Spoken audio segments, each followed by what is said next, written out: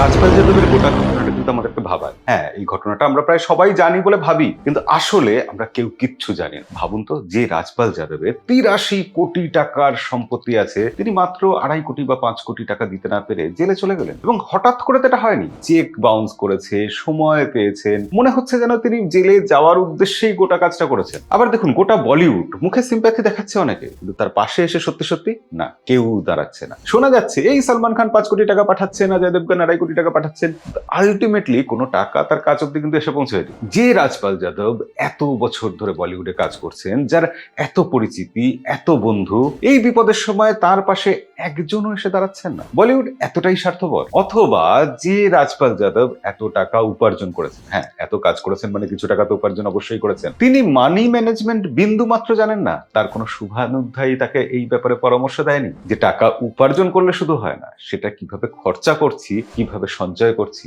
সেটাও ইম্পর্টেন্ট। তাই আমার মনে হয় আমরা বলিউডকে যে বাইরে থেকে দেখে এত জাজ করি, বলিউডের ভিতরের খবর আমরা আসলে জানতেই পারি না। অনেক সহজ স্বাভাবিক সাদামাটা জিনিসের হিসেব মেলে না যদি আপনি একটু ঠান্ডা মাথায় ভালোভাবে গভীরভাবে ভেবে দেখেন। রাজপাল যাদবের ঘটনাটা এইভাবেই আমাদের তাই চোখ খুলে দেয়। এই ব্যাপারে কি মনে হয় আপনার, কমেন্টে লিখে জানাবেন অবশ্যই। আর এরকম অন্যরকম ভিডিও দেখার জন্য আমাদেরকে ফলো করতে ভুলবেন না।